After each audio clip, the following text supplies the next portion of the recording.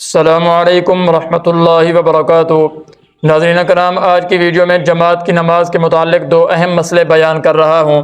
پہلا مسئلہ یہ ہے کہ آیا امام کے لیے خارج فی الصلاۃ آدمی کا لقمہ لینا یہ جائز ہے یا نہیں؟ یعنی ایک آدمی جماعت کے اندر شامل نہیں تھا، وہ پیچھے بیٹھا ہوا تھا، اس نے امام کو لقمہ دیا، امام کہیں بھول گیا تھا، اس نے امام کو لقمہ دیا، تو اب امام کے لیے اس کا لقمہ لینا جائز ہے یا نہیں؟ اسی طرح اس پیچھے بیٹھنے والے آدمی کے لیے امام کو لقمہ دینا جائز ہے یا نہیں؟ اور دوسرا مسئلہ یہ ہے کہ امام نماز کے اندر بھول گیا، یعنی کوئی واجب وغیرہ اس سے رہ گیا، جیسا کہ قاعدہ اولیٰ ہوتا ہے، کوئی واجب امام سے رہ گیا، اب امام کے اوپر سجدہ سہو کرنا لازم تھا، لیکن امام صاحب سجدہ سہو کرنا بھی بھول گئے، بغیر سجدہ سہو کیے امام صاحب نے سلام پھیر دیا۔ اب جیسے ہی امام نے سلام پھیرا تو پیچھے مقتدیوں میں سے کسی مقتدی نے امام صاحب کو لقمہ دیا کہ امام صاحب آپ کے اوپر سجدہ سہو کرنا لازم ہو گیا تھا، آپ فلاں واجب آپ کا رہ گیا تھا تو آپ کے اوپر سجدہ سہو کرنا لازم تھا۔ اب آیا امام کے لیے اس مقتدی کا لقمہ لینا یہ جائز ہے یا نہیں؟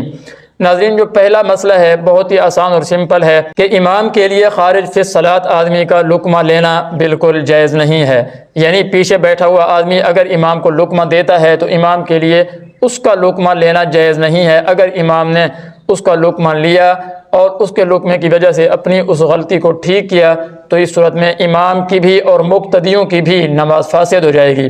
اسی طرح جو پیچھے بیٹھنے والا آدمی ہے اسے بھی امام کو لقمہ نہیں دینا چاہیے، اس کو احتیاط کرنی چاہیے، کیونکہ اگر وہ لقمہ دے گا تو امام کے لیے یہ فیصلہ کرنا مشکل ہوگا کہ میرے مقتدیوں میں سے مجھے کسی نے لقمہ دیا ہے یا اس پیچھے بیٹھنے والے آدمی نے لقمہ دیا ہے، تو اس لیے اس آدمی کو بھی امام کو لقمہ نہیں دینا چاہیے، اس کو احتیاط کرنی چاہیے۔ اور دوسرا مسئلہ جو ہے کہ اگر امام بھول گیا، اس کے اوپر سجدہ سہو کرنا لازم ہو گیا تھا، اب اس نے سجدہ سہو کیے بغیر سلام پھیر دیا،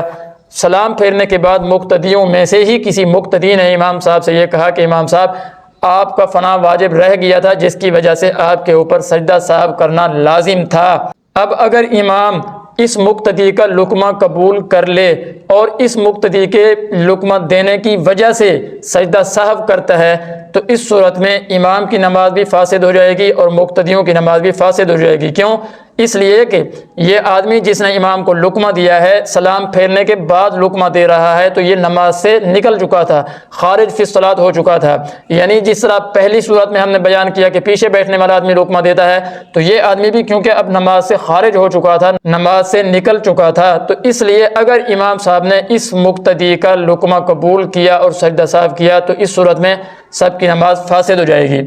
اور دوسری صورت یہ کہ اس مقتدی نے بھی لقمہ دیا، لیکن یہ لقمہ جس وقت دے رہا تھا اسی وقت امام صاحب کو خود یاد آ گیا کہ میں فلاں واجب میرا رہ گیا ہے اور میرے اوپر سجدہ سہو کرنا لازم تھا۔ اب امام صاحب نے اس مقتدی کے لقمے کی وجہ سے سجدہ سہو نہیں کیا بلکہ اپنی یادداشت اور یاد آنے کی وجہ سے امام صاحب نے سجدہ سہو کیا ہے، تو اس صورت میں